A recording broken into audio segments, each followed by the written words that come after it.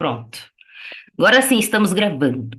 Ó, vamos falar do perguntas e respostas da Receita Federal sobre a tributação de dividendos, mas eu vou além. Vocês ficaram sabendo que teve uma ação direta de inconstitucionalidade no STF sobre o tema? Peguei a petição inicial e vou além.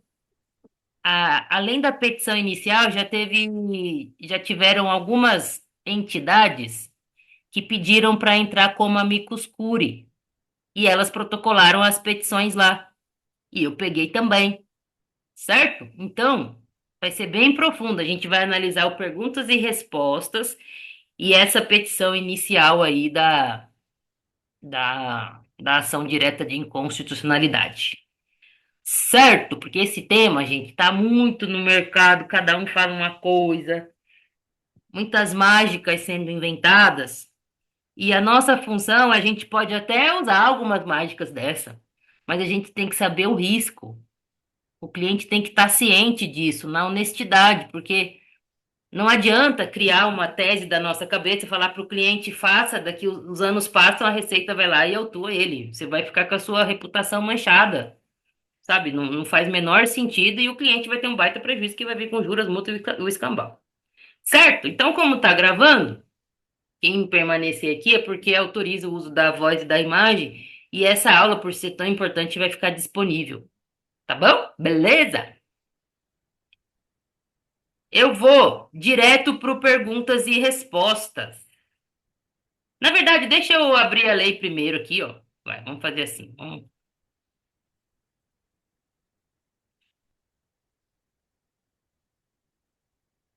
Deixa eu fechar um pouco de aba para não ficar bagunçado.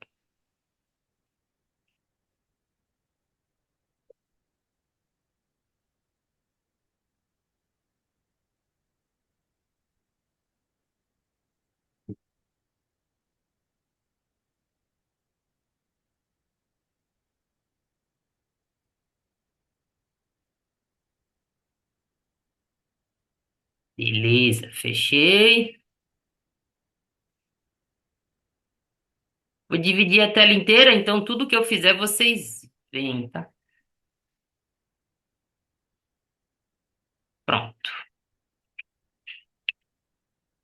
Eu não vou entrar no detalhe de ler toda a lei, porque a gente já fez isso, senão vai ficar muito longo hoje. Mas quando a gente for analisar o pergunta e respostas, é, já vai ficar mais claro, tá? Mas vamos abrir aqui a lei. 15.270, é isso mesmo? É essa. Até que enfim acertei esse número.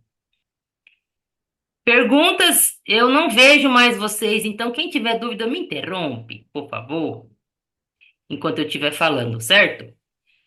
Vamos analisar hoje o perguntas e respostas da Receita Federal a respeito dessa lei aqui, tá? O que que essa lei faz, basicamente?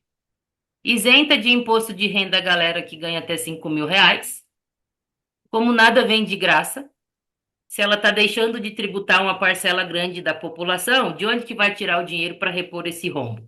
E aí ela inventou um negocinho que é a tributação mínima para as pessoas físicas que oferem altas rendas, que é o conceito de uma pessoa rica de acordo com a Receita Federal, e uma pessoa é rica para a Receita Federal se ela ganhar mais de 600 mil por ano ou 50 mil por mês.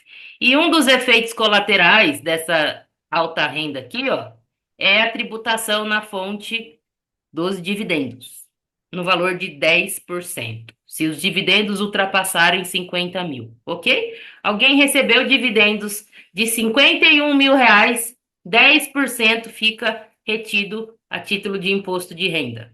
Alguém recebeu, sobre os 51 mil, ok? Sobre o valor total. Alguém recebeu 49 mil de dividendos, não tem retenção nenhuma, certo?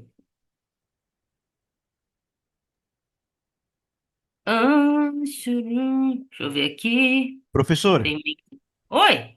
aí no caso aí, da pessoa ultrapassar 50 mil, lá na corretora automaticamente vai ficar preso o dinheiro, né? Acima de 50 mil, seria isso? Os 10% já fica retido, não é isso? A pessoa jurídica vai pagar o dividendo para o sócio, não é isso? cinquenta e Não, cinco mil. Vamos. Hã? Não, eu digo assim, acima de 50 mil já vai pagar, de dividendo já vai pagar os 10% de imposto. Fica Não é isso? retido na fonte. Isso. Como que é a lógica? A pessoa jurídica vai pagar dividendo para a pessoa física. 60 mil reais, vamos imaginar, ok? Sim, Tranquilo? Em vez de sim. entregar 60 mil para o sócio, ela vai recolher uma guia da ARF, no Perguntas e Respostas já tem o código, de 6 mil reais, vai entregar para o fisco e o sócio vai receber só 44. Aliás, só 54. Então é automático, né? O cara não vai nem pegar no dinheiro, já automaticamente já fica esse dinheiro Não, separado. é por isso que é retido na fonte. Ah, A sim, é. fonte pagadora não te entrega. Antes de te integrar, de entregar, ela retém. Não Sei. chega na mão do sócio. Ele recebeu 60 de dividendos. Chega na mão dele só 54, porque 6 foi para o imposto de renda. Beleza. Certo? Certo? Vamos ver o Processo. perguntas e respostas? Oi? Ah, tá me ouvindo então. É que eu Tô. tive que mudar aqui o meu áudio, por algum motivo ele estava dando problema. Inclusive, eles nessa lei, pelo que eu li e entendi, eles não fizeram aquela questão que muitos lugares fazem, né? Que é a questão do excedente. De vez você passou R$ 1, vamos supor, se você tributar 50 mil, se for o lucro e dividendo der 50 mil e 1 centavo, você já tem que tributar os Isso. 50 mil, e não só a partir de 1 centavo.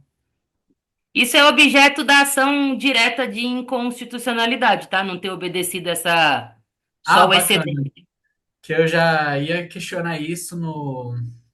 Como é que fala? Não, quer dizer, não que eu ia entrar com a ação, mas tipo, eu já ia fazer algum vídeo na rede social para questionar isso. Que eu falei, meu, isso em todo lugar, gente, porque inventário, essas coisas, eu atuei em inventário, eu fiquei abismado que o inventário, a lógica é a mesma. Você tem isenção até 180 mil para bens imóveis, só que se você, igual a minha cliente, ela passou 10 mil imóvel. Por causa de 10 mil, ela tem que tributar 200. E não só o excedente que é os 10. Porque se fosse só o excedente que é os 10, a gente Pois é. estaria falando de R$ 400, né? Deixa eu ver, 10% da. Seria mais ou menos isso. Aí tributou 4 mil. É isso aí mesmo. Beleza? Mas realmente não ser o excedente foi uma sacanagem, mas é assim que a lei veio, né, gente? Não tem o que fazer. Por Então bora lá curiosidade, ver as perguntas? Oi? uma pergunta aqui pro Guilherme. Guilherme, diz uma coisa, por curiosidade. Aí, no caso, o valor do imóvel foi pelo valor que estava lá no IPTU ou foi um corretor que avaliou e a partir daí viu que tinha que pagar esse imposto mesmo, com esse novo valor? Não o valor venal que consta no IPTU, que não é nem aquele, é aquele valor que tem o valor venal e tem aquele valor que você vai lá no cadastro de certidões imobiliárias, também tem um valor lá, mas eles sempre pegam pelo IPTU. E aqui em São Paulo tem uma solução consulta que fala que é sobre o valor venal. Então, essa questão do corretor e tal, tem uns casos que acontece isso daí, mas no meu não precisou, o valor era baixo, mas a solução consulta do próprio estado é que é o valor venal. Ah, beleza. Vamos lá então, senão a gente, porque quem for assistir depois fica confuso a gente ficar falando de outros temas. Vamos focar nesse, aí os outros a gente deixa para quando parar de gravar, tá bom? Ó, eu não vou ler todas as perguntas porque são muitas, ok? Algumas eu vou passar mais rápido, outras eu vou parar um pouquinho, tranquilo? Essa primeira aqui, né? Ela é um xalalá. Qual que é o objetivo da lei? É tornar o sistema mais progressivo e corrigir distorções. Isso aqui é xalalá, né? O objetivo é arrecadar. Vamos pular o xalalá. Principal ponto, os principais elementos da alteração dessa lei, ó. Eu gosto de tudo que é estruturado assim, em bullet points. Aumentei a faixa de isenção do imposto de renda, tributação anual para o povo considerado de alta renda, ou seja, quem ganha acima de 600 mil, e mandar lucro e dividendos para não residentes, ou seja, para fora do Brasil, para pessoa física ou jurídica fora do Brasil,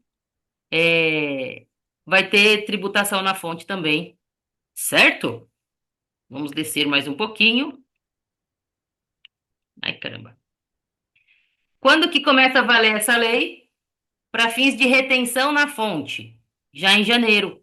Todo mundo que receber acima de 50 mil de dividendos vai ter que, a fonte pagadora, no caso a empresa, vai reter 10% de imposto de renda já em janeiro. Ok? Pensa assim, gente, tem duas modalidades. A retenção na fonte, ela é uma antecipação. Igual quem é CLT. Quando eu era CLT, vinha descontado o imposto de renda do meu salário já, 27,5%. Daí, quando eu ia entregar minha declaração do imposto de renda, aí eu passava a régua. Ia ver, poxa vida, será que eu devo tudo isso mesmo? A retenção que aconteceu foi maior ou menor? Se tivesse sido maior, eu tinha imposto a restituir, e se tivesse sido menor, eu tinha imposto a pagar. Aqui, ó, vamos imaginar que teve uma pessoa que recebeu por 2 meses seguidos 60 mil reais de dividendos. Aí teve retenção na fonte. Só que depois que ela somar todas as rendas dela do ano, ela não chegou em 600 mil reais. Então, quando chegar lá no final do ano, ela nem vai ter esse imposto mínimo a pagar, ok? Então, ela pode pegar de volta esse valor que foi retido. Beleza? Tem que pensar que essa retenção é sempre uma antecipação, que na entrega do imposto de renda a pessoa vai passar a régua e ver o quanto de verdade ela está devendo. Também não é o objetivo de hoje fazer essa conta, porque pensa assim, a gente tem outros pontos para nos preocupar no curto prazo. Fazer essa conta de como vai ser a declaração do imposto de renda da pessoa física vai ser para 2027. Então a gente tem um tempo ainda para a gente estudar isso e a gente não ficar estressado, porque eu estou vendo tanto tributarista estressado, porque eles fazem isso, quer estudar uma coisa que não precisa estudar agora. Aí depois fica aí tomando os remedinhos tarja preta da vida. Beleza? Aqui começa, ó. Distribuição Ah, tem uma mensagem, deixa eu ver. Ah, o Roberto. Neste caso que eu falei anteriormente, recebe restituição. Tem uma pergunta até que deixa isso bem claro, viu, Roberto? Se a pessoa não alcançar os 600 mil, ela recebe de volta esse dinheiro que foi retido. É ruim porque é impacto no caixa, né? Mas ela pega de volta. Pergunta, a distribuição. Tem algumas perguntas que eu achei elas repetitivas e foi tudo bem, tá? O objetivo disso é ser didático. Então, eu acho legal essa redundância. Eu, como dou aula há muito tempo, você tem que repetir mesmo. Então, algumas perguntas são redundantes até. E essa aqui é uma delas, por exemplo. Ó. Distribuição de lucros para pessoa física residente será tributado pelo imposto de renda retido na fonte? Aí ela fala que se esse dividendo for superior a 50 mil reais, sim, vai ter uma retenção na fonte. Olha aqui o finalzinho, ó. Na hipótese em que o contribuinte aufira rendimento a título de lucros, dividendos e outros rendimentos no valor inferior a 600 mil, ou seja, não alcancei o patamar de alta renda.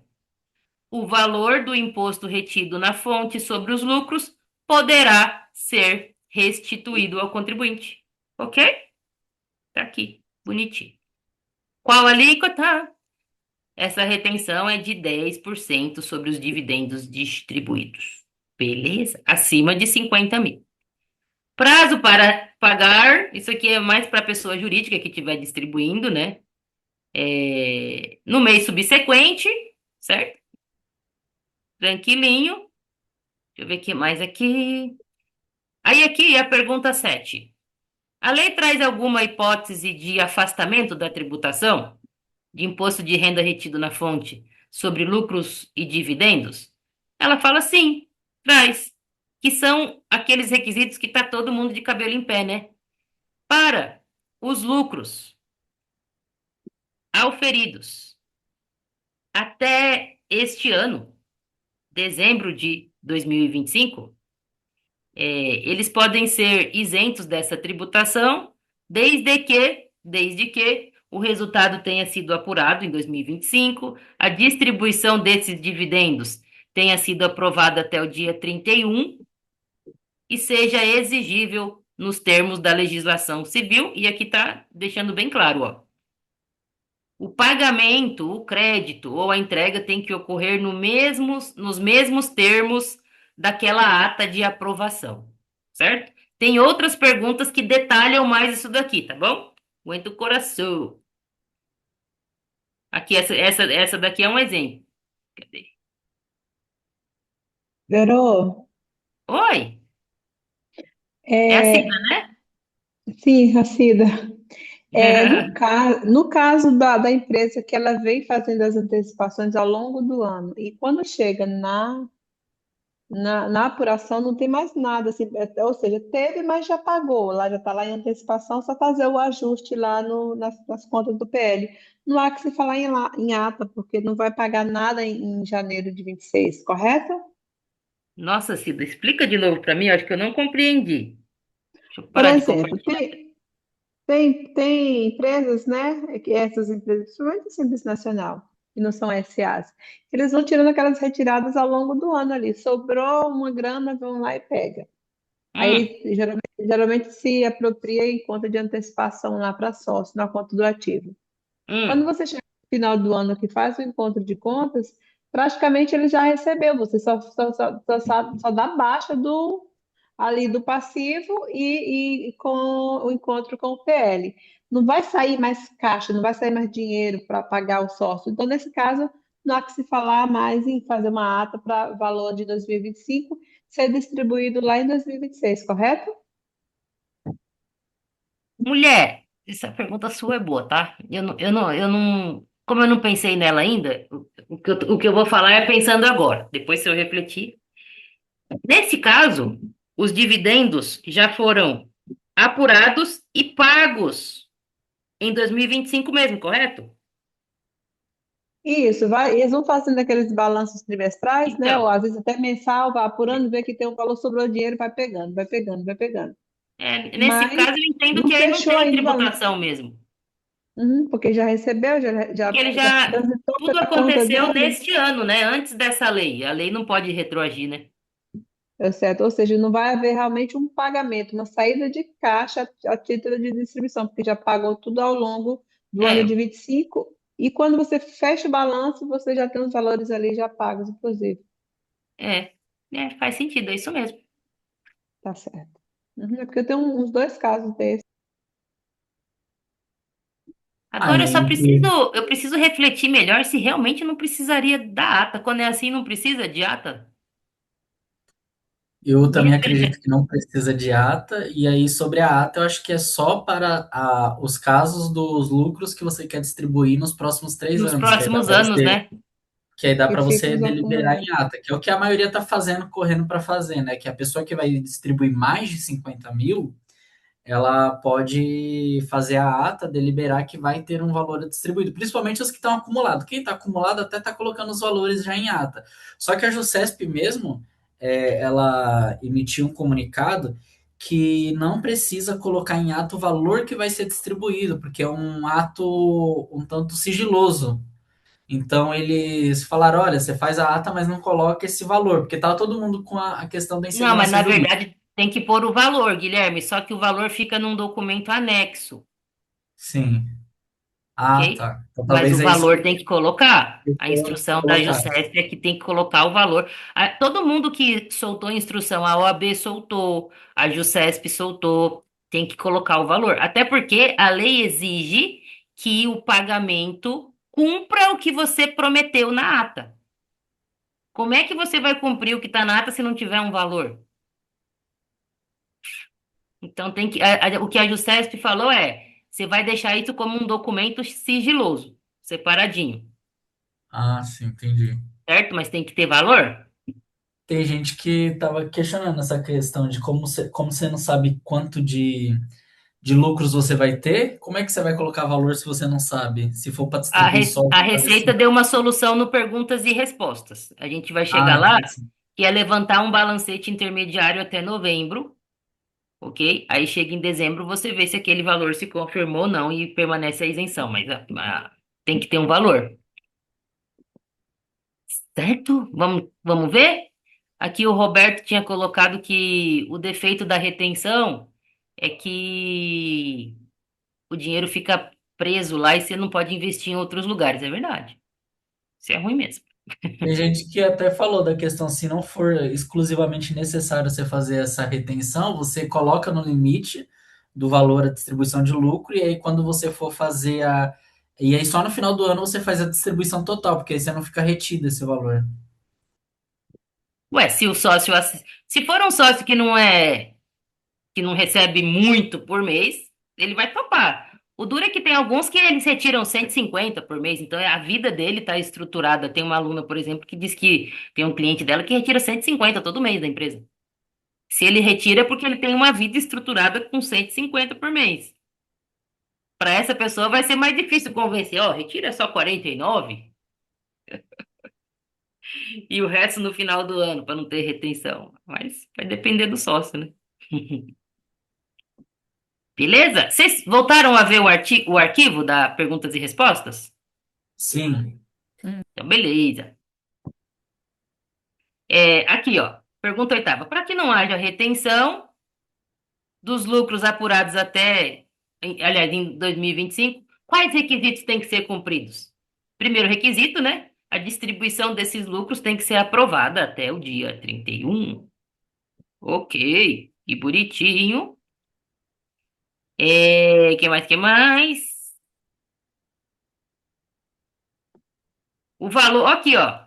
O valor dos lucros e dividendos aprovados devem ser registrados no passivo. Então não tem como você registrar alguma coisa no passivo se não tiver o número. Beleza? Tranquilo? Vamos continuar. A 9 ela detalha mais, ó. Para que não haja retenção do imposto de renda retido na fonte sobre os lucros e dividendos, como as empresas podem atender o critério de aprovação da distribuição do lucro ou dividendo até o dia 31 de dezembro? Aí ela coloca, tendo em vista os artigos 132 e 176 da Lei das SAs e do Código Civil, né? Aí aqui ela dá a solução. Empresas, você pode elaborar um balanço intermediário ou um balancete de verificação de janeiro até novembro, e com base neste balanço, a distribuição dos lucros deverá ser aprovada até o dia 31. Aí, caso o balanço definitivo, levantado no dia 31, apresente um resultado inferior, ou seja, eu fiz o balanço intermediário até novembro e falei lá, poxa, tem 500 mil de dividendos para distribuir. Beleza. Aí chegou dezembro, fiz o balanço bonitinho do ano inteiro e falou, caraca, meu, não era 500 mil, não. É só 400, certo? Essa é a ideia aqui, ó. Aí ela fala, a isenção pode ser mantida, neste caso. Beleza? A grande pergunta que aqui não está respondida, e se for maior? Eu falei, eu fiz o balancete até novembro, deu 400 mil. Aí, quando eu fui fazer o balanço de dezembro do ano inteiro, falou, não, na verdade tem 470 de lucro para distribuir. Essa diferença também ficaria isenta? A Receita Federal não responde, mas não está com cara de que ficaria isento, ok? Eu tentaria, beleza? Mas não está com cara de que a Receita vai aceitar. Muito que bem. Essa pergunta 10 é essa que estava o povo todo alvoroçado. O imposto de renda retido na fonte dos lucros e dividendos também se aplicam às distribuições efetuadas por empresas do Simples Nacional? Gente, não era muita surpresa a Receita Federal dizer que sim, tá? Tá aqui, ó. Sim, a retenção na fonte também se aplica aos pagamentos de dividendos efetuados por empresas do Simples Nacional, assim como as retenções na fonte também. Tá aqui, muito claro. E aí ela fala: a isenção prevista no artigo 14 da Lei Complementar deixou de ser aplicada. Certo? Vida real. Vida real. Você tem um cliente do Simples. Será? Primeiro você já sabe que tem que fazer a retenção, ok? Se você não fizer, vai ser a cobrança, multa e juros. Não faz o menor sentido. Significa que não dá para brigar pela isenção para o Simples Nacional? Dá. Eu, Verônica, se vocês assistiram as minhas aulas anteriores, eu não sou tão otimista com essa tese do Simples Nacional, tá? Não sou tão otimista, porque eu penso que o artigo 14 da lei complementar, ele é uma matéria de lei ordinária. Ele só está dentro da lei complementar porque quando foi se regular o Simples, precisaria ser uma lei complementar e ele teve assuntos que eram específicos de lei complementar e outros não. Tanto que o artigo 86 até fala, olha, se tiver temas dentro dessa lei complementar que não são adeptos de lei complementar, pode ser alterado por uma lei ordinária. Ok? Mas significa que não dá para tentar? Dá. Eu faria um mandado de segurança para um cliente meu, tranquilamente, questionando isso. Inclusive na ação direta de inconstitucionalidade que foi protocolada no STF, tem esse tema do simples. Beleza, gente? Tranquilo? Mas aqui está muito claro, tá? Não tem mais dúvida. Faça a retenção.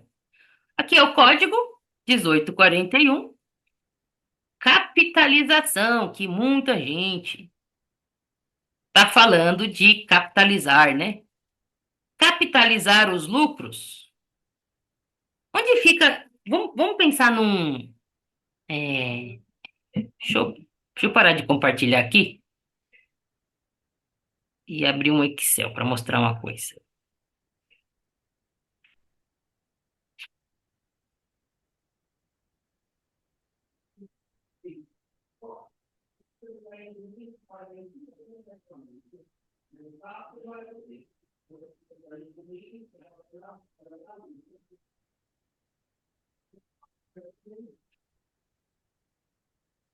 Uhum.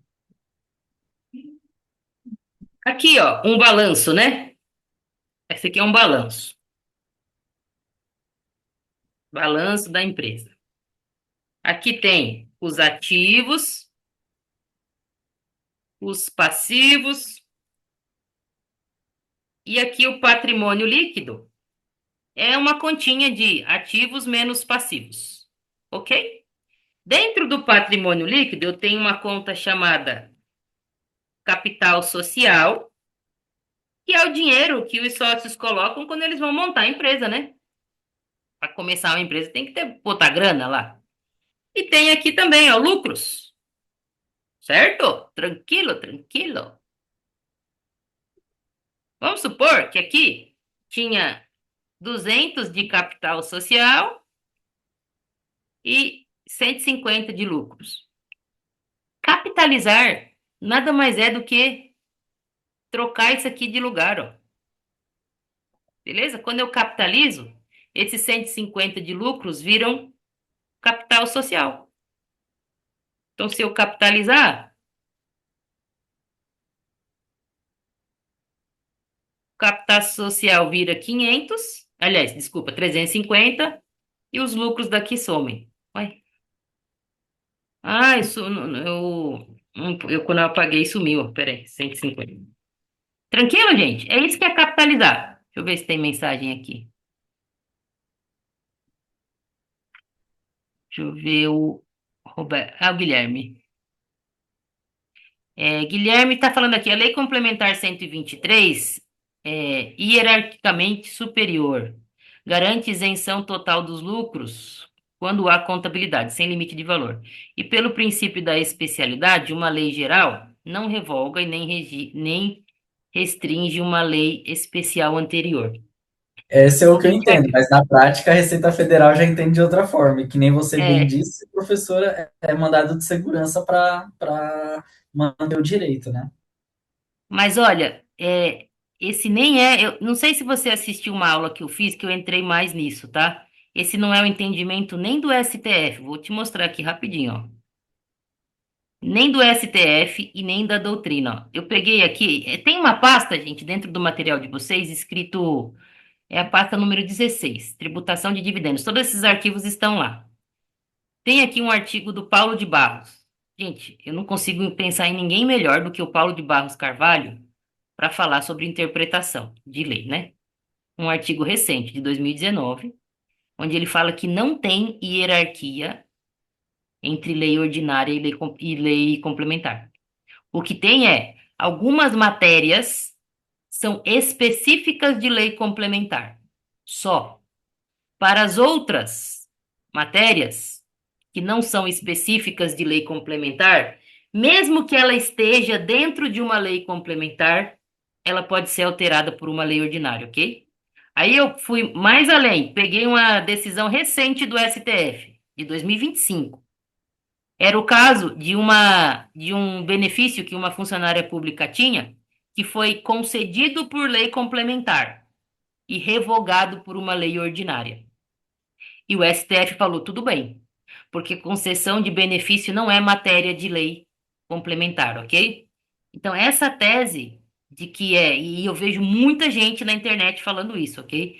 De que é uma lei hierarquicamente superior, não é assim que funciona, não só do ponto de vista da Receita Federal, do ponto de vista dos doutrinadores mesmo, do ponto de vista, é, da decisão do STF, ok?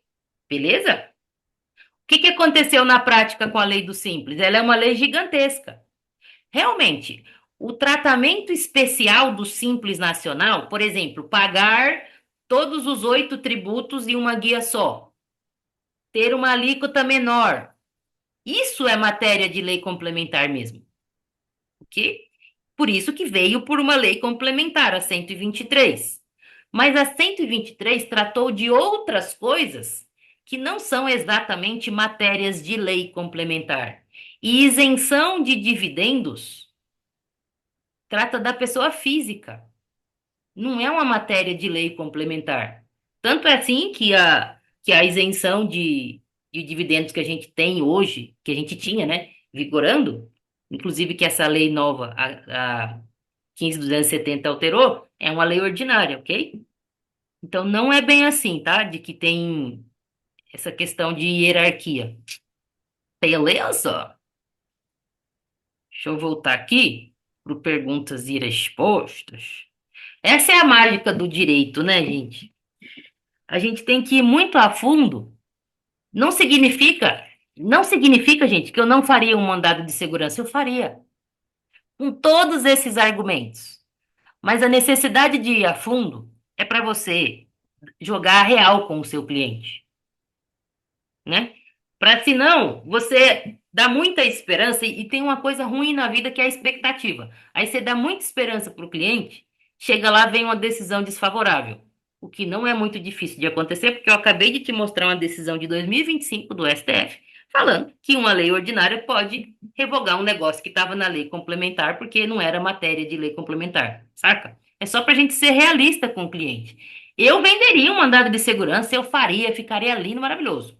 Mas eu seria, falava ao cliente, não é uma tese assim extremamente forte. Não dá para saber. Então aguenta seu coração. Professora, uma dúvida sobre a pasta que você mencionou, é que você falou a pasta 17. Aqui, quando eu entro aqui no Drive direto, não tem esse número, mas eu acho que o nome da pasta é IR Dividendos e tem, Isso, acho que 8, 9, 10, 12 arquivos. Quer dizer, essa 8, daí. 9, 10, 11 arquivos. Isso, falta eu colocar esses, eu não sei se eu coloquei esses de hoje lá, mas ela é essa pasta mesmo, tá? Que número que ela tá? Não tá com número, não? Não, é que eu acho que aparece número porque você tá pelo computador na nuvem. Eu tô direto no Drive. Aí no Drive só aparece materiais para os superalunos e R dividendos. Aí para você é que para você parecer que tinha mais arquivo, é por isso que eu perguntei para saber se era uma pasta Ah, tá. diferente. Na minha pasta original tem mais arquivos, tá? Porque, por exemplo, eu peguei algumas orientações que estavam assinadas por alguma entidade, eu entrei no site da entidade e não achei. Então, eu não distribuo uma coisa que eu não consegui confirmar, tá? Então, na minha pasta original tem mais arquivo mesmo. Para vocês, eu só coloquei o que eu consegui confirmar, Ah, certo? sim. Porque eu sou desconfiada. Gente, pensa na manhãzinha desconfiada, eu devia ser mineira. Alguém me mandou um arquivo. Antes de eu sair estudando, eu entro no site de onde está dizendo que veio o arquivo e confirmo, para ver se existe mesmo, certo? Sim, interessante. Talvez não seria legal colocar, não sei, né? Colocar lá e colocar arquivo não confirmado. Ah, não tem coragem. Porque eu vou estar divulgando. E tem gente que não lê o título, gente. Ele confia, veio da Verônica, é certo. Essa é a realidade, entendeu? Aí eu prefiro não, porque se não foi confirmado, eu não usei também pro meu raciocínio, se não foi confirmado. Só que eu não apaguei, né? Deixei aqui. Certo? Assim, show de bola, tá certo, né? Tem que prevalecer a segurança. É. E assim, tem muito. Você vê a Érica, ela foi para uma reunião com um cliente, com o chefe dela, que dependia de contrato fechar com uma planilha minha. Imagina se eu tivesse feito caquinha na planilha. Se eu tivesse colocado alguma coisa É. lá que eu não consegui confirmar. Esse é o meu cuidado. Eu tenho, quando você vira professor, é muita responsabilidade, né? E eu sei que o fato de estar numa pasta que eu criei pressupõe que a pessoa confie, mesmo que eu coloque o título lá, não confirmado. Às vezes a pessoa nem vai ler, só vai, tá, eu vou lá, vou ver orientações, já leu e já confia. Então eu prefiro não arriscar. O que eu ponho na pasta é porque eu confirmei. Decisão, eu pego direto do site. Essa petição inicial que eu vou trabalhar com vocês hoje, tá no LinkedIn. Um monte de gente colocou a petição inicial lá. Eu entrei no site do STF e fui buscar eu mesma. Por isso que eu sei que tem petições de amicus curiae, por exemplo. Porque eu entrei no processo, eu não confiei na que estava lá. Apesar que é igual, depois eu fui confirmar, será que essa pessoa colocou a petição certa? Estava certa. Mas, né? Vai que teve alguma alteração, sei lá. Ô, Bom, vamos lá. Oi. Rapidinho, esses materiais que você está mencionando, porque eu entrei há pouco tempo, eles ficam lá na Hotmart? Ah, deixa eu te mostrar. Vou mostrar aqui, ó. Deixa eu parar de compartilhar para eu achar. Na Hotmart, é, você é aluna do formação completa. Então, você tem três cursos, ok? O de autoconhecimento, o de tributário e o de reforma tributária. Na primeira aula do de tributário e o de reforma tributária, tem um título assim escrito materiais. E aí, logo embaixo, tem um link, que é um link do Drive. Eu vou te mostrar ele neste momento. Como é? Aguenta o coração que eu tô procurando Professora, aqui. já aproveitando para perguntar sobre essa questão das petições do Amigos Curis que você comentou, acho que não está aqui na pasta. Tem alguma que você recomenda a leitura específica? Ah, eu acho que eu não coloquei esses materiais que eu tô, os que eu peguei hoje na pasta, você acredita? Eu vou acrescentar lá. Por isso que eu cheguei a comentar. Acho que na sua pasta tinha uns 18 arquivos, aqui tem 11. Aí por isso que eu Vou tô fazer perguntando se isso tem mais agora, algum. vou fazer agora, Theo, que aí vocês já veem como que é a lógica. Acho. E, ah, beleza, IR dividendos, beleza. Vou mostrar para você, vou dividir a tela, achei.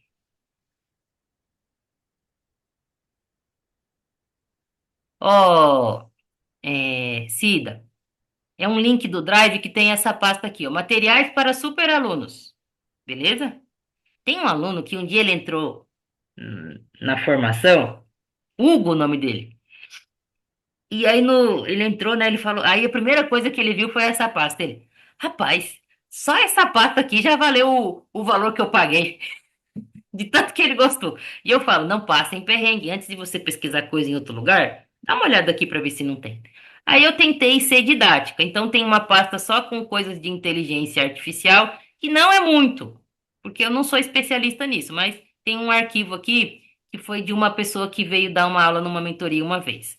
Aí tem essa pasta de IR dividendos que eu deixei logo aqui de cara porque o assunto está quente. Uma pasta com materiais de autoconhecimento, a gestão do tempo, roda da vida, tudo bonitinho. Mas eu quero focar nas técnicas, tá? Vamos pegar a pasta de tributário? Olha o tanto de coisa que tem, ó. Modelos. Exceção de pré-executividade, isenção para doença grave, modelo de proposta, modelo de contrato, modelo de embargo à execução, ó, tudo aqui, certo? Transação tributária. Tem artigos sobre transação, editais da Receita Federal, modelos também, certo? Um e-book sobre o tema, instruções para você pedir a revisão da capacidade de pagamento. Essa é a lógica das pastas, certo?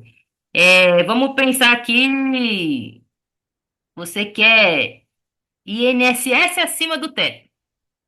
Tem um modelo de contrato, um e-book, é, um material aqui do INSS, tabelas, certo? Tranquilo?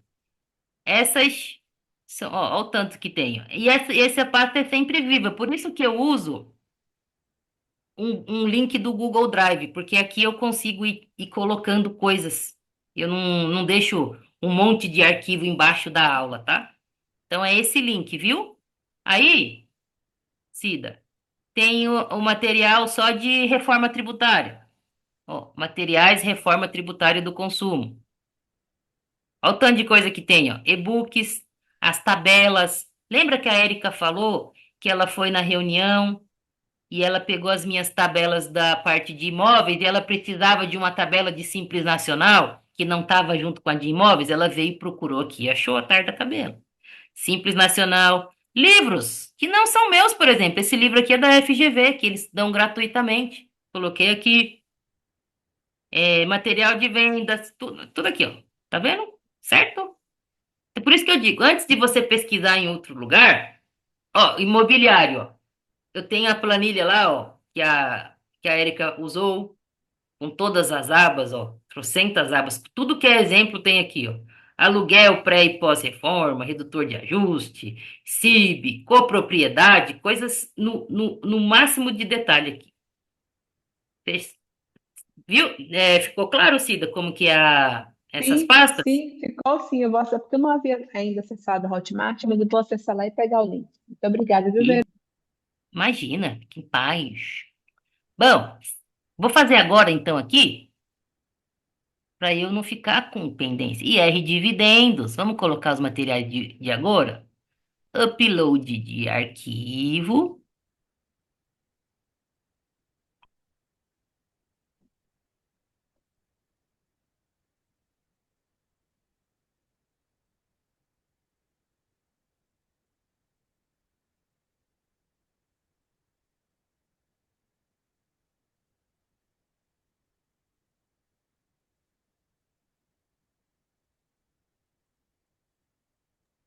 Olha, tem até holding. Tá estudando holding, professor, ou fazendo já? Vocês não pediram? Pensa que não, eu compro minhas coisas. Mais tem recesso, porém. Tributação de dividendos. Pronto. Perguntas e respostas. Pronto, tudo que é de hoje.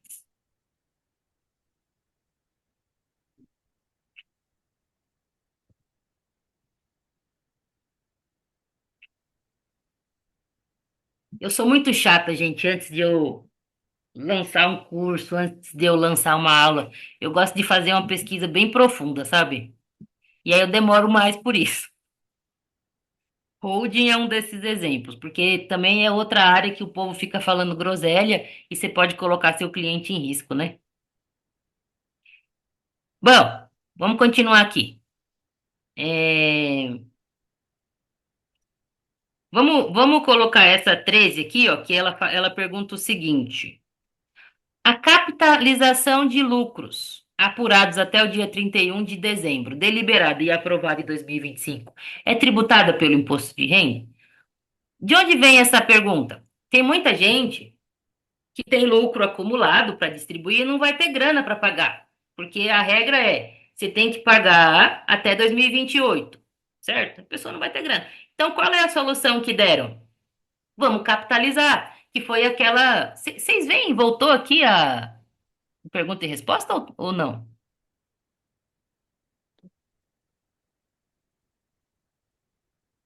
Ih, não tá gravando? Não, eu só perguntei, Verô, se você colocou Não, para gravar de tá novo. aparecendo o sinal de gravada e tá aparecendo o seu arquivo também. Uf, que susto. Pus para gravar. É... Ô, Cida, falar em gravar, eu mandei de novo o link lá de onde você acha as mentorias, tá? Mas Maravilha, eu vi.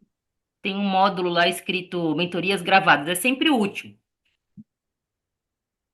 Bora lá.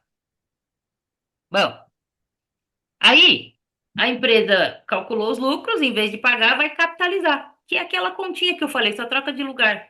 certo? Ela sai dos lucros e entra e vira capital social, então aumenta a participação societária dos sócios. Aí a pergunta é, se eu capitalizar, é, eu vou ter isenção do imposto de renda? E a Receita Federal falou que sim, ó. No caso de lucros apurados até 31 de dezembro e destinados ao aumento do capital social, desde que a deliberação e aprovação do respectivo ocorram até essa data, ou seja, sempre em 2025, conclui-se que tais valores não estão sujeitos à incidência do imposto de renda. Aí eu quero focar na próxima pergunta, porque aqui, olha o que a galera está falando para as empresas. Você calcula o lucro, aí você capitaliza, depois você faz redução de capital. Tem uma pergunta para isso. Aqui, ó. Aí, após a incorporação dos lucros, capitalizou. Eventual devolução de capital vai estar sujeita à tributação? Existe um prazo mínimo para que o recurso seja mantido como capital para afastar a tributação? O que é essa pergunta? Pô, tinha lucro, eu capitalizei. A partir de quando que eu posso devolver essa grana para o sócio sem configurar a simulação? É essa a pergunta que o contribuinte quer saber. E essa aqui que a Receita respondeu. Vamos ver? Eu quero voltar no comecinho aqui, é 14, aguenta aí, página 8, ó, que vai fazer sentido, eu esqueci no começo. A introdução. Cadê a introdução? Ah, não, não tá aqui.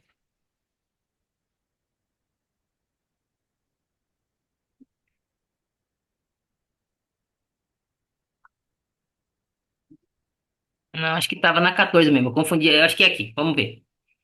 O trecho que ela fala, ó. Então tá, vamos ver a resposta aqui dessa 14. Devolvi capital, que eu capitalizei. E aí? O que que eu faço? Quanto tempo que eu tenho que ficar com esse capital antes de devolver?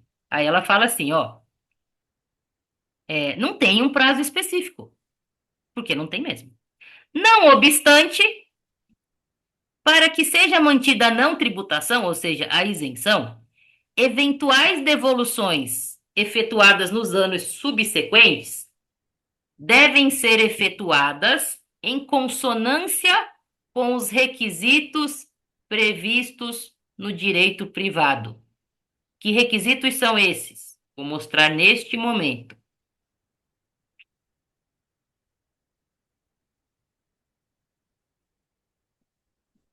Esse eu já deixei aberto para facilitar. Código Civil. Beleza? Código Civil. Põe no Google. Código Civil. Arquivo, ó. Artigo 1082. Pode a sociedade reduzir o capital mediante a correspondente modificação do contrato. Em quais hipóteses? Se houver perdas irreparáveis ou se o capital for excessivo em relação ao objeto da sociedade. O que significa isso daqui? A empresa chegou à conclusão que tem muito dinheiro no capital social. Então ela vai devolver um pouco. Porque o capital social realmente não serve para fazer a empresa girar. Então, esses são os requisitos da devolução de capital. O que eu quero que você tenha em mente? Eu capitalizei hoje esses dividendos, ok? Aí, chegou, daqui 2 anos, 3 anos, seja lá o que for, o sócio vai lá, pô, quero o meu dinheiro. Vamos reduzir capital aí e devolver esse dinheiro para o sócio. Será que neste momento você vai conseguir justificar essa devolução com base nesses dois critérios? Teve alguma perda irreparável? Provavelmente não vai ser o caso. Aí o segundo ponto. Você vai conseguir demonstrar que o capital é excessivo para que a empresa continue funcionando? Verônica, o que é um capital excessivo? Quanto que é? Não tem uma regra, gente, porque cada empresa tem a sua necessidade de dinheiro para girar, concorda? Não tem uma regra para isso. Mas agora vamos imaginar que a empresa faz redução de capital, devolve para o sócio. Mas, ao mesmo tempo, ela tá danada a pegar empréstimo para poder pagar fornecedor, porque não tem dinheiro, porque não sei o quê, tá ruim das pernas. Concorda que neste caso, se você tá ruim das pernas, que tá precisando pegar empréstimo para fazer a empresa girar e tá devolvendo o capital porque você está dizendo que está excessivo em relação ao objeto da sociedade, não orna muito bem? Eu estou fazendo aqui o papel de fisco. Eu tinha um chefe que falava isso para mim. Verônica, às vezes você é tão fiscalista. Eu falei, claro, assim eu faço as melhores defesas, porque eu consigo prever o que o fisco vai bater em mim e não fique iludida, certo? Então, isso é uma coisa que eu ficaria esperta, certo? Porque aqui que está escrito, ó. Aqui, ó. A Receita está abrindo já o entendimento dela. Você pode reduzir capital? Pode, desde que você faça isso de acordo. Deixa eu até trocar de cor aqui, ó.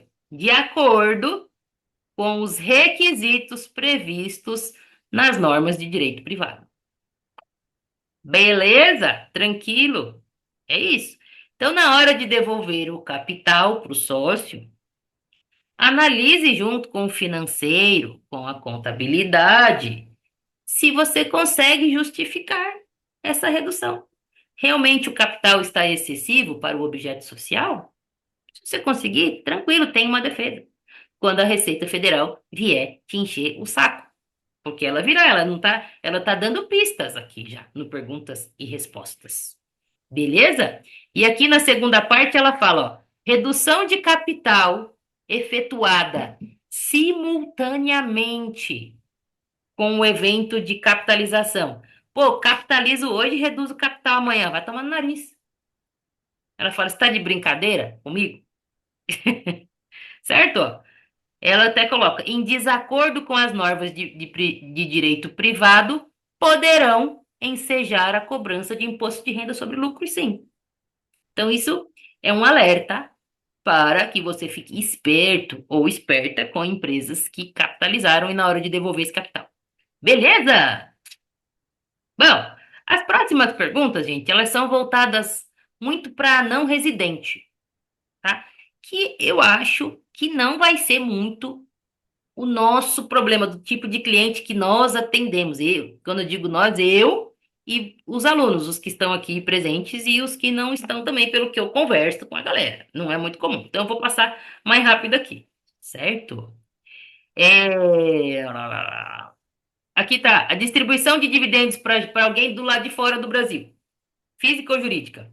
Vai ser tributado? Vai. Beleza? Vai ser tributado. Qual alíquota? 10%. Beleza? Se essa empresa tiver em paraíso fiscal, que é essa pergunta 17 aqui, ó, resumindo tudo. Aqui não se usa tecnicamente o termo paraíso fiscal, tá? Paraíso fiscal é um termo de jornalista, não é tecnicamente correto. Então, se eu estiver mandando dividendos, estou no Brasil, mandando para uma outra empresa ou pessoa física, seja lá o que for, em paraíso fiscal, é uma alíquota maior? Não, é 10% também, certo? Prazo para pagar, quando eu estou mandando para fora, é no dia que você paga, ué. Pagou, você já no dia que você pagar, que você entregar, o que você remeter, você paga, você retém os 10%. Aí, se eu estiver mandando lucro ou dividendo para fora do Brasil, vale a mesma regra. Os apurados em 2025 não vão ser tributados desde que tenha a ata até o dia 31, com valor, tudo bonitinho, o pagamento ocorra até 2028, tá? Beleza? Ó, tá dizendo aqui, ó, bonitinho. Ai, carambola. E é até 2028, beleza? Tinha gente que estava com dúvida disso aqui. Se eu quiser pagar tudo em 2028, pode? Pode. Porque tinha gente que falou assim, então eu tenho que pagar um pedacinho em 2026, um pedacinho em 2027, um pedacinho em 2028 para para cumprir o requisito da lei. Não, gente, é até 2028. Você quer pagar em tudo em 27? Pode. Quer pagar tudo em 28? Pode também. Quer pagar um pedacinho em cada ano? Pode também. Ok? Só cumpra o que está na ata. Põe na ata aí e se cumpre, porque esse é um dos requisitos. Aqui também, ó, para os lucros e dividendos mandados para fora é o mesmo requisito, não vou passar por isso. E aqui, Tudo para. Basicamente, gente, ele está repetindo que as regras é, de isenção para não residente dos lucros de 2025 são as mesmas para quem está aqui dentro, tá? Ah, tá tudo bonitinho e pagar até 2028. A diferença aqui é grande, aqui, ó. Dentro do Brasil, eu só vou ter a retenção na fonte se o dividendo ultrapassar 50 mil. Se eu estiver mandando, se uma empresa estiver mandando dividendo para fora do país, aí é qualquer valor. 10% na cabeça, ok? Mandei 10 mil para fora do país, 10%. Mandei 20 mil, 10%. Mandei 500 mil, 10%. Pouco importa, ó. Independentemente do valor. Aí aqui tá o código que você usa. Beleza? Tranquilo? Bom, não vou pular essas, porque elas são mais específicas, que tá focando muito na galera do exterior. Tranquilo? Bom, dúvidas sobre o perguntas e respostas antes da gente passar para a petição inicial da ação direta de inconstitucionalidade? Deixa eu procurar enquanto vocês pensam se eu acho ela aqui.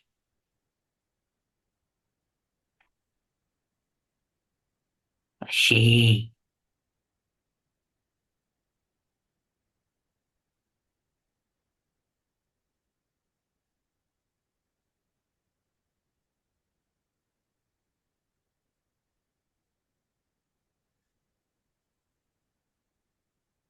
Dividir a tela novamente.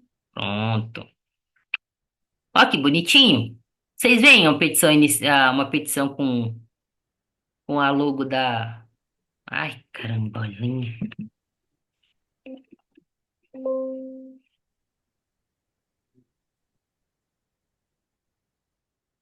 Vocês veem a petição inicial Sim. da ADI?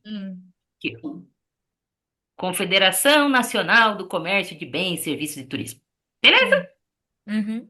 É a de número 7912. Beleza? Gente, é muito legal vocês entrarem no site do STF para pegar direto lá, porque as petições que vêm depois, elas são uma fonte excelente de estudo, tá? Às vezes, como tem muita amicus curiae, eles fazem, não agora, porque tá no começo, né? Aí faz memoriais. Nos memoriais é um resumo do processo inteiro. Você estuda com o trabalho que outra pessoa fez. Olha o trabalho que ela teve para resumir o processo inteiro, sabe? Você vai lá e pega de graça e estuda, certo? Não precisa nem de certificado digital, tá bom? Eu vou passar aqui. é, Porque muitas coisas já vai ser repetida, beleza? Porque a gente já viu perguntas e respostas. Então, aqui no primeiro, ela está explicando o que é a lei, né? A lei que está sendo dita aqui como inconstitucional, a Lei 15.270. Eu quero ir direto para o mérito. Ó, aqui são as regrinhas para permanecer a isenção, a gente já viu. Não vamos focar nisso, vamos direto para o mérito. Isso aqui eu gostei, ó. O que ela está falando? Essa lei está trazendo uma distorção, filho do céu. Porque é o seguinte, se um sócio receber 51 mil de dividendos, 10% vai ficar lá retido. Ou seja, vai chegar na mão dele só 45.900. Agora, se um outro sócio receber 49 mil, aí ele não vai ter retenção nenhuma. Ou seja, vai chegar nele os mesmos 49 mil. É isso mesmo. É uma distorção, beleza? Mas eu gostei de ter colocado esse cálculo aqui. Aí, Guilherme, aqui ela fala, ó, essa distorção não aconteceria se a tributação acontecesse sobre o excedente e não sobre o valor total. Faz sentido, ok? Mas, gente, a gente tá sabendo que o governo quer arrecadar, né? Com certeza. A primeira coisa que eu li, porque eu lembrei do caso lá do ITCMD, do inventário, que eu fiquei É, indignado. Nossa, é é muito absurdo isso. você colocar uma régua e não fazer progressividade, ou você É, tributar o excedente, enfim. mas é isso que aconteceu aqui. Bom, primeiro, a gente tem que pensar que se um negócio está no STF, a gente está falando de princípios, não é? E aqui a primeira coisa que ele disse que foi violada é o princípio da segurança jurídica e o princípio da razoabilidade. Por quê? Porque obrigou as empresas a aprovar uma distribuição de lucros até o dia 31 de 12 de 2025, que é algo impossível de fazer. E realmente é impossível de fazer, porque a própria Receita Federal, lá no Perguntas e Respostas, deu a ideia de fazer só até novembro, né, gente? Contabilmente, o ano tem que acabar. Aí a empresa, de fato, confere as operações e ela tem 4 meses para deliberar sobre esse resultado lá do balanço, beleza, gente? Então, isso aqui é o primeiro argumento dessa petição inicial, viu? Você está mandando fazer um negócio que é inexequível, beleza? Concordo plenamente. Eu não vou ler no detalhe, tá? Senão vai ficar chato, que vocês estão com esses arquivos. Então, é, depois lê com calma. É interessante, tá? Para estudar.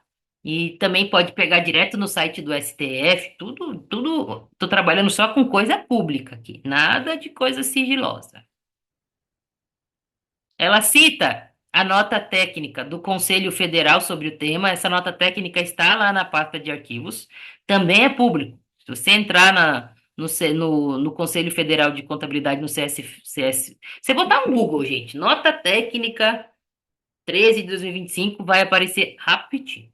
Eu só pus aqui para falar que uma nota técnica de contabilidade serviu para fundamentar uma petição inicial no STF, ok? Aí tem gente que me fala que tributarista não tem que manjar de contabilidade. Não consigo concordar com isso. E o que eu acho assim, um tributarista não precisa fechar um balanço. Eu mesmo nunca fechei um balanço. Real, porque eu nunca trabalhei como contadora propriamente dita, mas eu sei a lógica de um balanço. Saca? É isso que eu tenho que saber, a lógica das coisas, não necessariamente ficar fazendo cálculo. Acho que é por isso que tem advogado que corre aí da contabilidade, mas não tem como você não saber. Que mais que falou que violou o princípio da anterioridade? Por que que violou o princípio da anterioridade?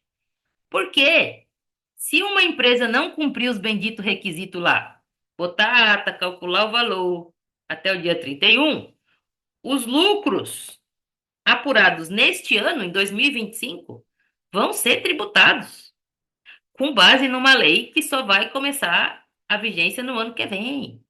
Essa é a lógica, gente. O que que deveria acontecer? Viu? Lucro apurado em 2025 não é tributado. Pouco importa o dia que você vai pagar. Por quê? Porque ele foi apurado antes da vigência da lei. Simples assim. Essa é a lógica do princípio da anterioridade, que para mim faz muito sentido também, até porque, gente, a lei que deu a isenção do imposto de renda, ela realmente ela é de 95 e começou a valer em 96. Que antes disso tinha tributação do imposto de renda, desculpa, gente, dos dividendos. Aí a lei, ela fala assim, ó, a isenção ela vale para os dividendos que forem apurados a partir de 2026. Aliás, a partir de 1996. Ou seja, os dividendos que tivessem sido apurados em 95, mas pagos depois, eles não teriam isenção, eles seriam tributados do mesmo jeito. Agora, a lógica oposta tem que ser a verdadeira, né? Você está arrancando a isenção que eu tinha, você também deveria proteger os lucros até o período em que a lei ainda não está vigente, tá bom, gente? Eu concordo muito com esse argumento aqui. E deixa eu ver qual outro argumento. Vamos descer. Violação da capacidade contributiva e da progressividade, justamente por conta dessa alíquota incidir sobre o valor total e não só sobre o excedente. Olha aí o argumento do Super Guilherme fazendo sentido aqui. Exemplozinho de cálculo. Ó, que bonitinho. Vamos descer. E aqui o Simples Nacional. Ó, o tópico do Simples Nacional ele tá curtinho, tá? Ó. Violação aos princípios da simplificação das obrigações tributárias e do tratamento diferenciado para as micro e pequenas empresas. Aí aqui, ó, a lógica é aquela que a gente já conhece muito na internet. viu? Simples Nacional é matéria de lei complementar, certo? Por isso que a lei complementar que trata do Simples é a 123, e ela é uma lei complementar. E lá tem um tratamento diferenciado para as empresas do Simples, e aí não pode vir uma lei ordinária para revogar isso. Essa é a lógica, certo? Tranquilo? Mas você vê que é um parágrafo curtinho, ele não chegou a aprofundar nessa questão de lei ordinária, de lei complementar, se é matéria de lei ordinária ou não, certo? Tranquilo? E o último artigo aqui, o último tópico é em relação à tutela e acabou. Beleza? Vamos ver as petições de três amicus curiae. E vocês vão ver, gente, que os argumentos se repetem bastante, tá bom? Então vamos passar pelas três. Essa aqui é mais curtinha. Esse Sescom, ele impetrou um mandado de segurança. Diga, Guilherme. Alô? Você Ixi, levantou a mão até agora? foi sem querer aqui. Eu acho que era algum outro ponto, mas acho que você já tinha até você acabou respondendo com o tempo. Ah, beleza, então arrasou. Bom, essa galera aqui tá pedindo para ser amicus curiae, tá bom? O Sescom, ele tem um mandado de segurança também sobre esse tema, tá? Eu só não lembro, tá lá no material de vocês, eu não lembro exatamente onde que foi impetrado. E faz sentido, então, ele ter vindo aqui. Eu foquei mais na parte que ele fica colocando, que ele pode ser amicus curiae, falando da representatividade, é parte processual, não interessa pra gente agora, tá? Eu só quero focar, ó, no que essas instituições estão falando nessa petição preliminar, beleza? Que essa ação está no comecinho ainda. Mesma coisa, ó. Meu, você mandou eu fazer um negócio até o dia 31 que eu não posso fazer, é inexequível. Mesmo argumento lá da petição inicial, não muda muito. Beleza? Aqui, ó, é inexequível, tá focando mais disso, ó. Beleza? Aí fala que a legislação prevê o prazo de 4 meses para a empresa deliberar sobre o lucro, justamente porque precisa de tempo, certo? Não dá para fazer na hora. Cita a nota técnica do CFC novamente. Então, nada novo sobre o sol. O que me chamou aqui a atenção é que ela já cita o perguntas e respostas da Receita sobre o tema. E ela até fala assim, ó, tanto é inexequível, e isso eu concordo, que a própria Receita mandou fazer um balancete de verificação em novembro. Ou seja, a autoridade fiscal propõe um contorcionismo contábil. É verdade. Certo? Bom, fechou essa. Vamos ver a de Minas Gerais, ó. Federação das Indústrias do Estado de Minas Gerais. Vocês vão ver também que os argumentos são semelhantes. Verônica, então não preciso ler? Vocês me conhecem, vocês sabem que eu incentivo as pessoas a se aprofundarem, certo? Quando você lê várias petições que os argumentos são iguais, mas são escritas por pessoas diferentes, gente, é assim que você cria a capacidade crítica de analisar, de argumentar, beleza? Então, eu recomendo que você leia. Agora, uma petição, você não lê igual você lê um livro, assim, no detalhe. Tem muitas coisas que você vai passar na diagonal. Você vai pegando o jeito de fazer isso, de ler mais rápido, certo? Então, eu recomendo que leia. Ah, a Erika falou que o do Sescom foi distribuído na primeira região. Arrasou. Obrigada, Erika. Vamos ver aqui os argumentos. Aqui, ó. Falou que violou a segurança jurídica e violou a anterioridade também, ó. Mesmo argumento lá da inicial. Olha que bonitinho. E falou que é inexequível o negócio de você mandar eu aprovar a bagaça até o dia 31 de dezembro. É inexequível, ó. Mesmo argumento, com outras palavras. Por isso que eu não vou ficar lendo aqui, ó. Beleza? E o último, Federação das Indústrias dos Estados do Paraná. Essa é a petição mais longa que tem. Vamos descer. Legitimidade, também não vamos focar nisso.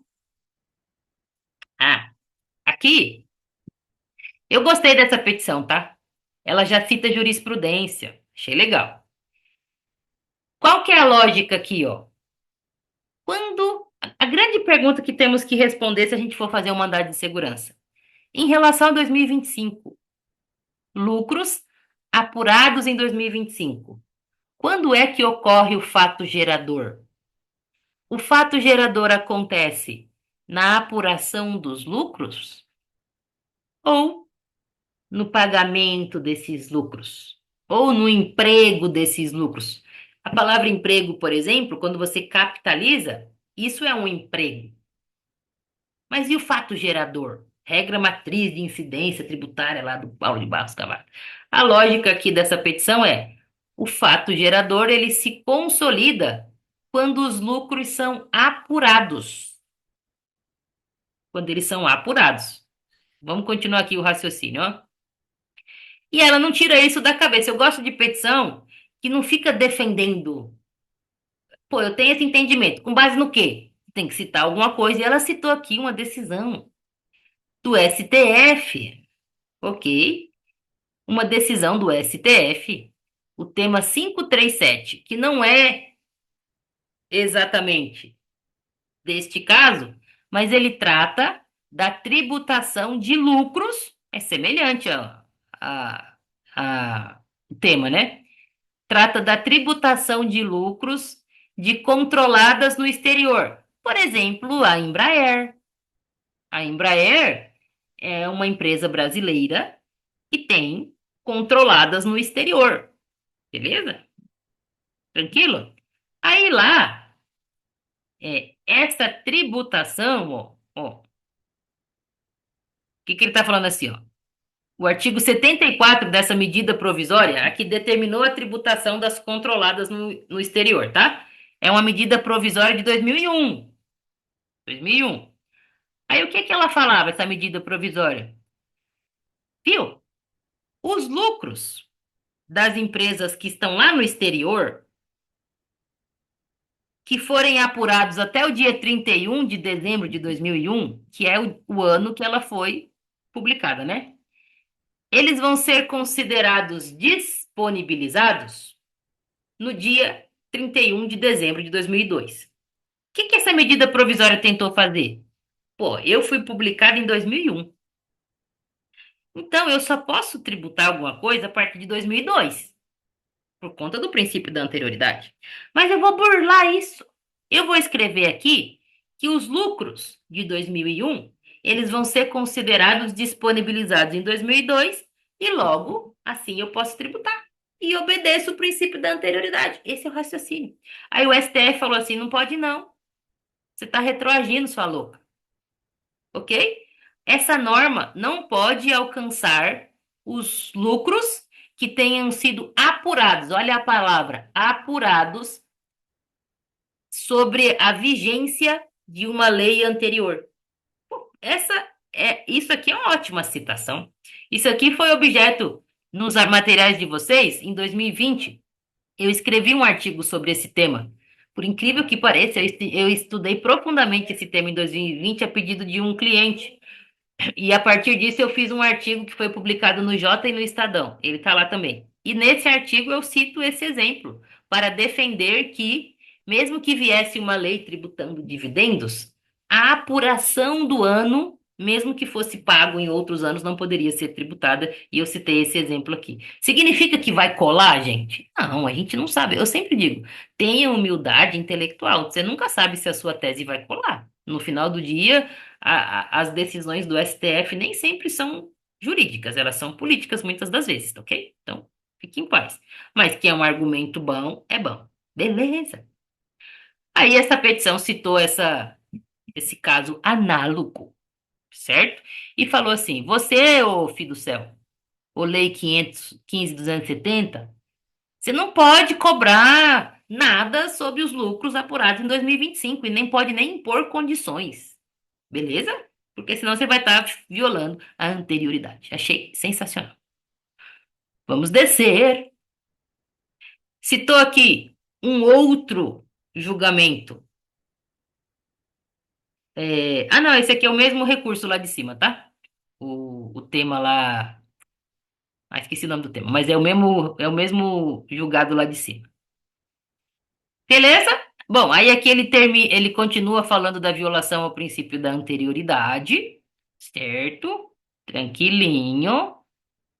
Citou outros casos que não é exatamente de lucro, mas fala que quando você revoga um benefício fiscal ou uma isenção, que é o caso agora, estou revogando uma isenção. Revogar uma isenção é o mesmo que tributar. Se é o mesmo que tributar, você tem que obedecer à anterioridade, certo? Tá usando. Isso aqui é uma capacidade que só quem cria o hábito de se aprofundar consegue fazer. Você usar julgamentos de outros temas que não necessariamente têm a ver com o seu e você fazer um raciocínio. Foi isso que foi feito aqui. Eu peguei um julgamento que trata de benefício de ICMS, o outro trata de substituição tributária. E fiz um argumento para falar que tem que obedecer à anterioridade toda vez que é revogada uma isenção ou um benefício fiscal. Certo? Esse tipo de capacidade é uma pessoa que tem mania só de ler superficialmente resumos de outras pessoas. Essa pessoa nunca vai chegar num raciocínio assim. Eu digo porque eu mesma, na minha profissão como tributarista, eu demorei anos para conseguir fazer esse tipo de raciocínio, tá? No começo também não conseguia. Beleza, gente? Daí a minha insistência de falar para as pessoas: leiam as coisas na fonte e na íntegra. É assim que você vai criando o raciocínio jurídico. Mesmo que você não seja advogado. Porque eu conheço um monte de contador que tem um raciocínio jurídico excelente. Raciocínio jurídico é lógica, é capacidade de interpretação. Ok? Bom, que mais? Aqui tá falando da anterioridade ainda. Gostei disso daqui, ó. Porque além dela, é muito bem organizada essa petição, gente. Paguei pau. Ela fala exemplos, as dimensões em que o princípio da anterioridade foi violado. Olha que legal, ó. Como que ele foi violado?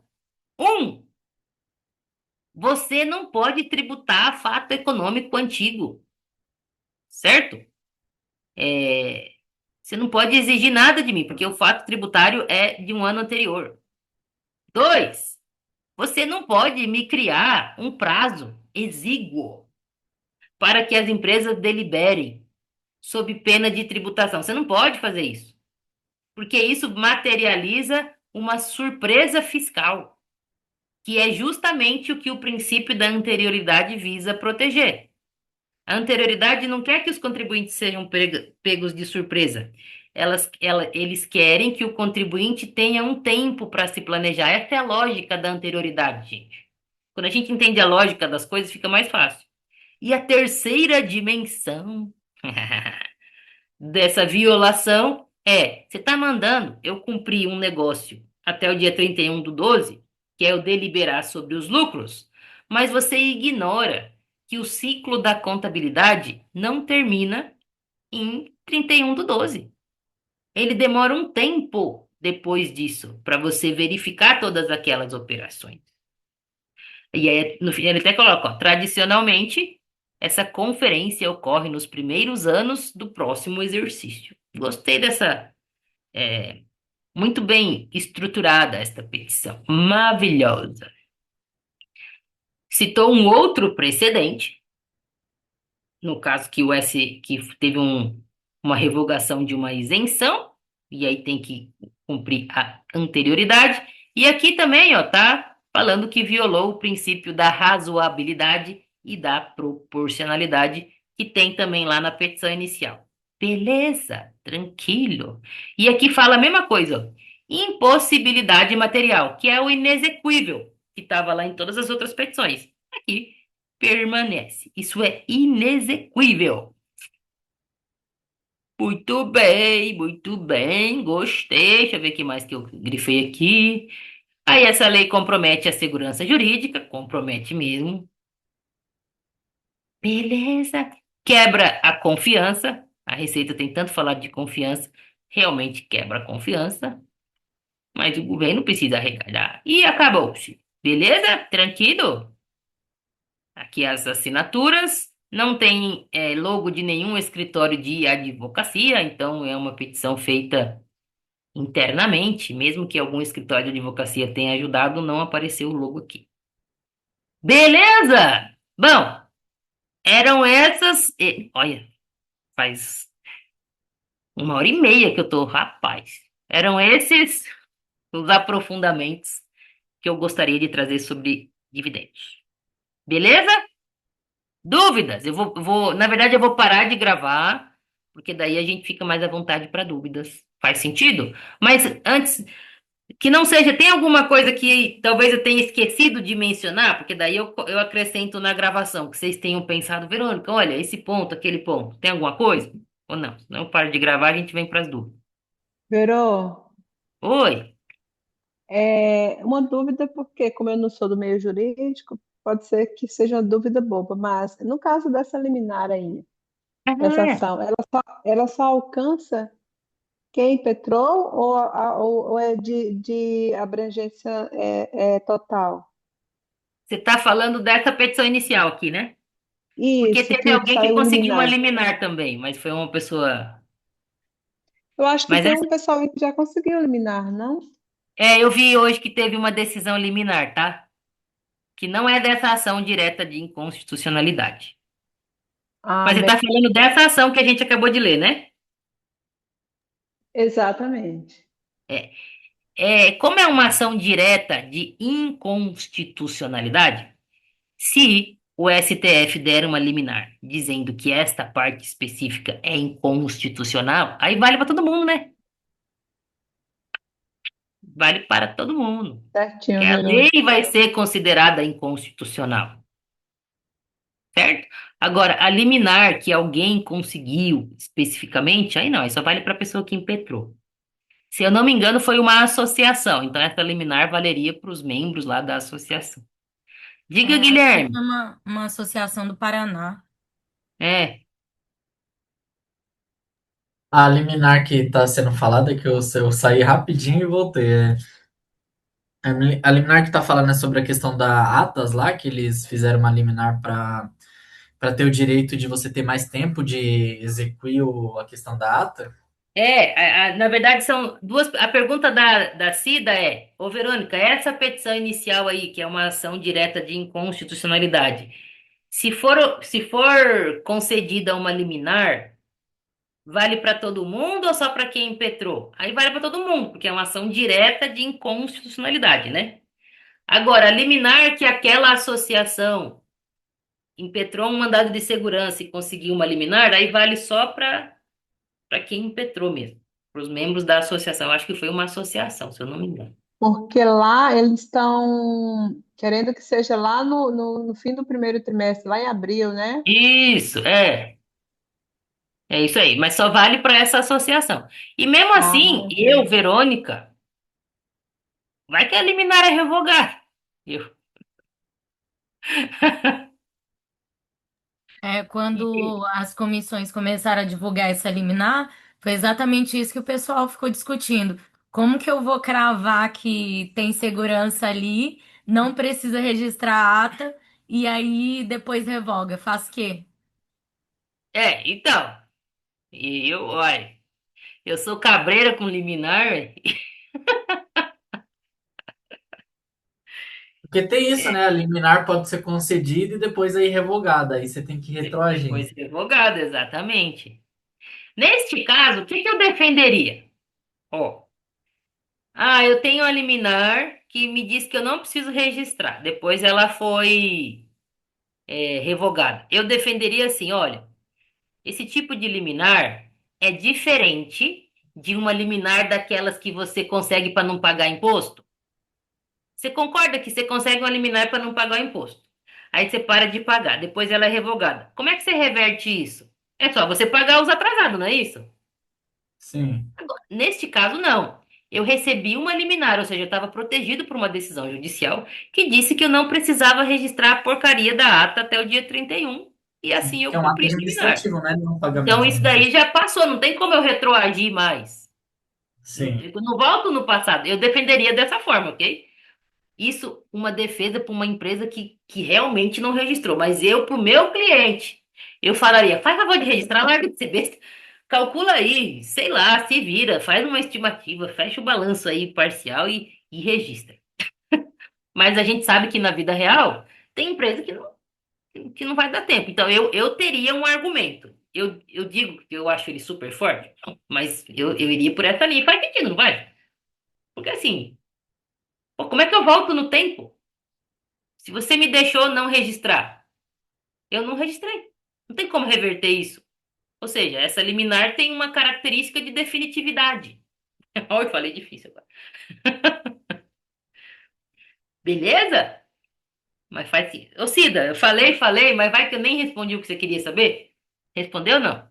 Compreendi, Verô. Compreendi sim, obrigada. Ai, senhor. Então, beleza, agora eu vi vantagem. Bom, então eu vou parar de gravar. Deixa eu, cadê o botão de gravar aqui?